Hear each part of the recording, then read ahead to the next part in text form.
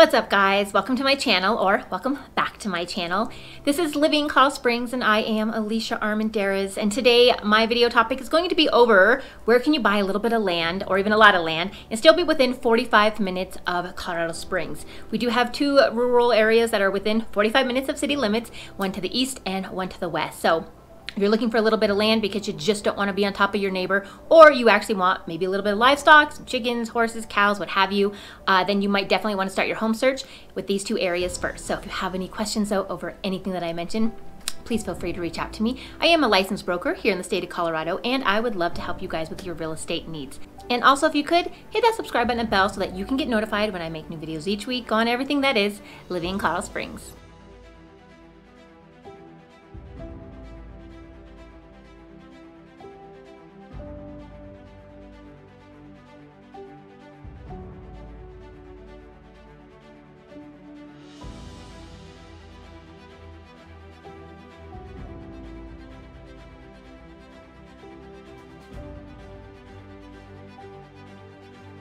So just a quick disclaimer, I have a hard time saying the word rural. I have a friend that makes fun of me all the time because I don't say it correctly. I am working on it. So if you guys hear me slip over this word throughout this video, please just ignore it and keep listening to everything else that I have to say about these two areas. I'd appreciate it. But with that being said, let's talk about the areas of Divide to the west and Calhan to the east. Both areas are about 45 minutes from Colorado Springs and city limits. Both areas offer a lot of land that you can purchase. A little bit of land, a lot of land, depending on what you're wanting to use it for, whether you just don't want to be on top of your neighbor, or like I said, if you want a little bit of livestock. Definitely two areas to consider when doing your home search. But to begin, let's talk about how they're a little bit similar, but also very different. And I'm going to start off with just kind of the terrain itself. Divide sits off of Highway 24 to the west, and it's actually on the north slope of Pikes Peak Mountain. Off the bat, you're already going to notice there's a lot more kind of rolling hills and meadows. You're going to have a lot more trees, a lot more forest. Because you're on the mountain, you're going to find a lot of ponderosas, a lot of aspen trees out there. You're also going to just be sitting at a much higher elevation. You're going to be around 9,000 feet above sea level. Colorado Springs itself is around 6,300 feet above sea level. Divide being at 9,000 feet, it's a difference within that 45-minute drive. It's definitely a difference in elevation, and even as a native, sometimes I have a hard time being in that area or getting lunch, doing hikes, what have you. It's something you got to get acclimated to. So if you're not actually used to being around elevation, being in Divide for the first 3 months of living there might be a little bit hard on you, but it is something that most people get used to after a while.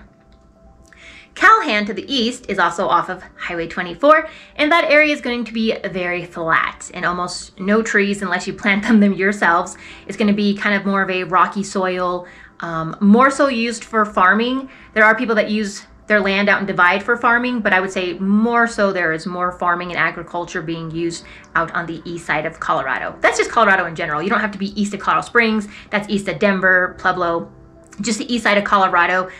Kind of looks very similar to Kansas because that's where the land kind of gets just very similar, and that's where a lot of the farming happens. So off the bat, you're going to notice that's how the terrain is just going to look, whether you want farming or not. One has a lot of trees, obviously being on the mountain, and the other is very flat and kind of rocky.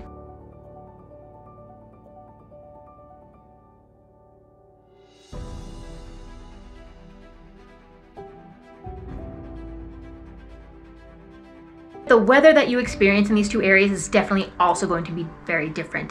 Divide being on the west and on the mountain, your storm's just gonna kind of come in a little bit different. It's gonna get kind of chopped up because you have the mountain to kind of block it. You have tree coverage, you have other structures. You are gonna get a lot more snow than you will in Calhan. On average, Divide gets about 100 inches a year of snow, and I think the national average is like 40 inches. So you're gonna get a lot more snow being in Divide versus Calhan, where you get around, I think, 30 inches of snow on average. So 100 inches compared to 30 inches on average, kind of a big difference.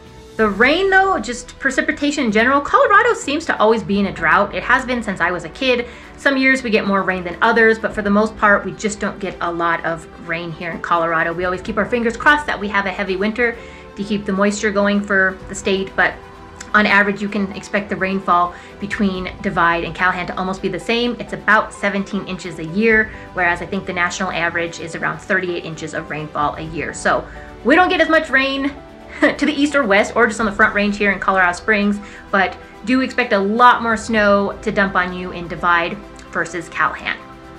Also though, because you have the storms kind of coming across the state, yes, you are going to get more snow in Divide, but for some reason I just feel like when you kind of get out to those rural areas like Calhan and just eastern Colorado in general, the storm doesn't have anything to break it up. It doesn't have trees, it doesn't have a lot of tall structures, it doesn't have mountains, so it kind of seems to just reform together and just hit that eastern side of Colorado Springs a lot harder. This is definitely going to come into play when we talk about some livestock that you're able to have in both areas. Calhan definitely has a little bit more strict regulations and rules on structures that you need for your animals, just because I do feel like the elements just hit a little harder out there with nothing to block the storm.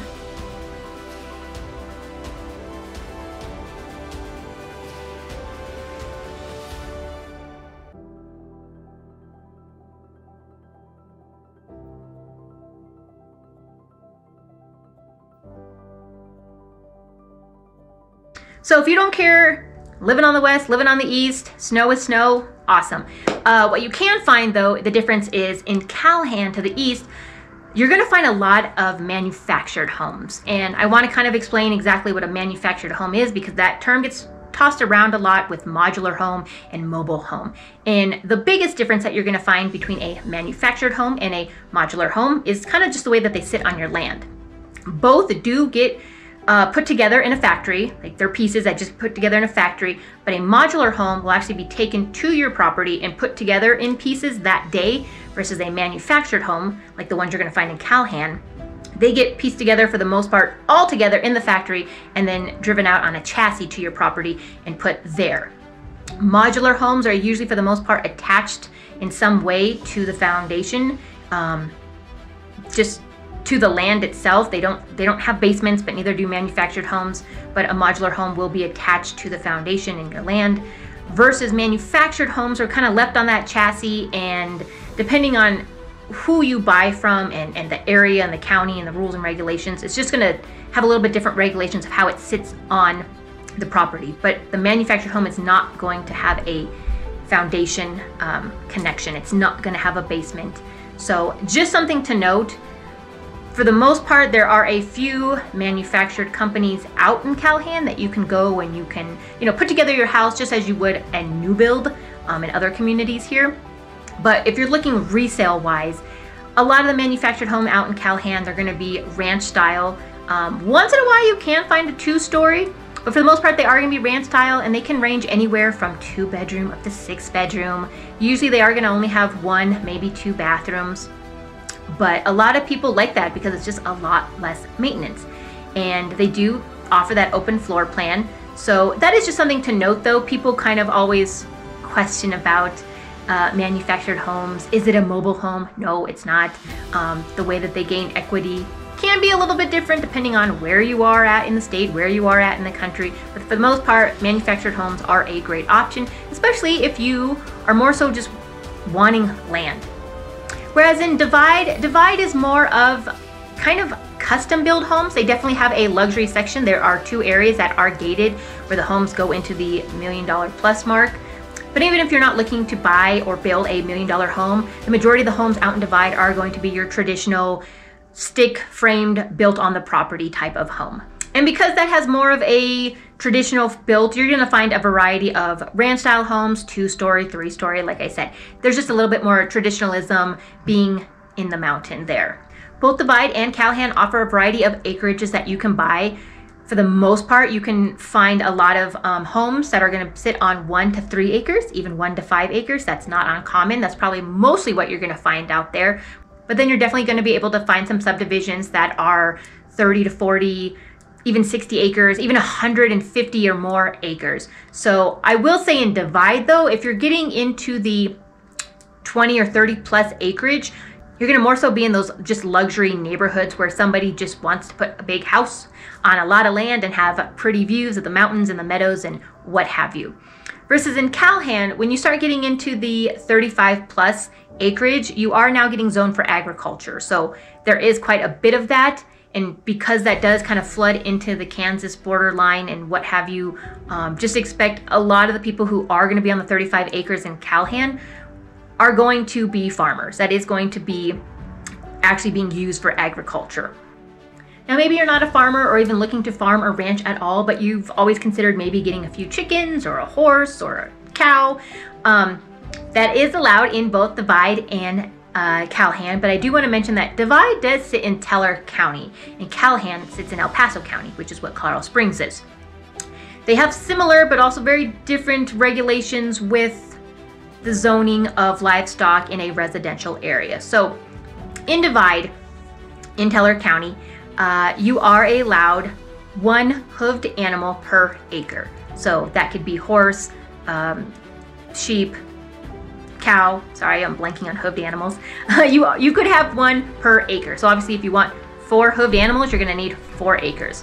Whereas in Calhan, it's a little bit different and I feel a little bit more beneficial for those people who are wanting livestock because you're allowed 4 hoofed animals per an acre. So you could have 4 horses or horse, cow, sheep, or whatever per 1 acre. The only thing there is you're going to have more regulations on the structures for your animals. Like I said, because I feel like the elements just hit a little bit harder out there. El Paso County really wants to make sure that you have structures and enclosures and corrals for those animals if you're going to have any, in fact, 1 to the 4 animals out there. So that is just something to note that a lot of people, they take advantage of that. They have chickens and like I said, maybe a horse or 2, but in Calhan you can actually just have more animals on less land versus in Divide where it's, 1 animal per an acre. So that also just flows into affordability. In my opinion, Calhan is just a little bit more affordable or more bang for your buck if you're really wanting to use the land for livestock and animal usage. If you're not and you just want to not be on top of your neighbor and want a little bit of land, it's pretty much just going to come down to what type of views do you want. Do you want mountain and rolling meadows, or do you want kind of more of a flat and just open rural space? That's pretty much going to be the only difference, because when it comes to resale and home prices, both areas are going to offer home prices between $400,000 up to $1 million. And even Divide has 2 gated areas where the homes are, I think right now we're seeing a resale price of, there's a property for $2 million and then one even for a little over $3 million. But the $1 million homes that are going to be in Calhan, those are definitely going to be more of your actual farmers and people using the land for agricultural purposes. So again, between $400,000 to $1 million plus, you're going to find those homes in both areas. I do think though, on average, the average home that you're going to get with the average amount of land that they both offer is going to be kind of a traditional anywhere from 2 to 5 bedroom home that's going to be on maybe 1 to 5 acres, maybe even 1 to 10 acres of land, and that's going to be about $400,000. It's probably going to be more around like $350,000 in Calhan, like $350,000 to $450,000, and then in Divide maybe more of like that $400,000 to $450,000, maybe even $550,000, just kind of depending where you are. But no matter the price point, do expect that both these areas are going to have the same specs to the property. They are going to have a well for the most part, and a septic tank, and a propane tank. And if you're not familiar with that, it's not a big deal. Usually here in Colorado, when someone is reselling their home, putting it on the market, it is the seller's responsibility to have the septic system pumped. You should technically have your septic system pumped every 1 to 3 years, maybe 1 to 5 years, depending how much you use it. But that is one thing required, that the sellers here, when listing your home on the market, it does need to be pumped before the transaction's closed. As a buyer here in Colorado, it's kind of up to you to have the well water tested. If you don't want it tested, that's fine. Just the same as like you don't need an inspection on your home. I highly, highly, highly recommend you always get an inspection on your home and have that well water tested. But you don't have to, but that is something on the buyer's responsibility. And then propane tank, if you've never had a propane tank, it's just a big white tank for the most part that sits a few feet off of your property, or it's on your property, just a few feet away from the home. And You kind of just call and you set up service how you would for internet or trash or what have you.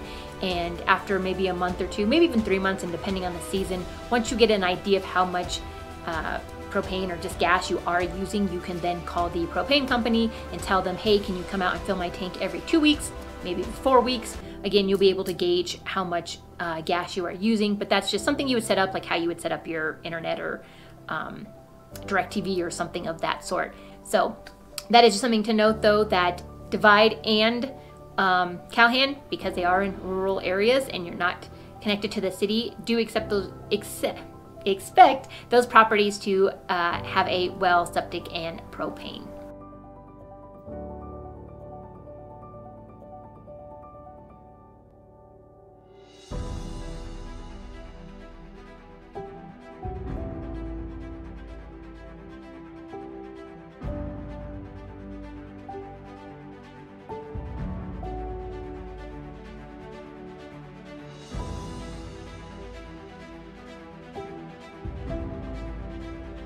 And one cool thing that I think is worth mentioning is that even though you are kind of out in the middle of nowhere with both of these rural areas, they each have kind of one open space park.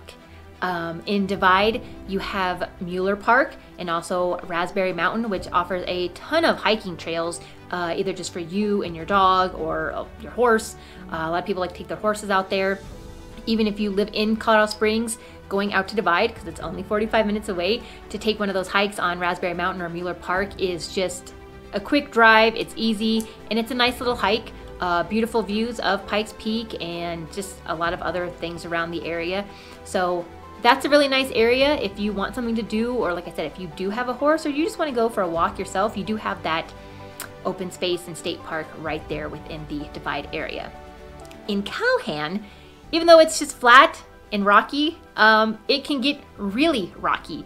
There is an area called Paint Mines Interpretive Park, which is just this kind of really big, beautiful rock formation that kind of pops up in the middle of Calhan. That is open space technically. It does offer trails, about 4 miles of trails. It takes about 2.5 hours to complete. But at the end of it are these big, beautiful rock formations that have different coloring of red and purple and what have you hues on the rock, just because of the soil and things in the soil. So whether you're out in one or the other, or you just like to hike and like to explore, I definitely recommend either checking out Mueller State Park and Raspberry Mountain for hiking, and then also Paint Mines Interpretive Park out in Calhan. Well, there you go, you guys. There is just a snippet on these two rural areas within 45 minutes of Colorado Springs. And if you guys have any questions on anything that I mentioned today, please feel free to reach out to me. I am a licensed broker in the state of Colorado, and I would love to help you with your real estate needs. And if you could, again, please hit that subscribe button and bell so that you can get notified when I make new videos each week on everything that is living in Colorado Springs.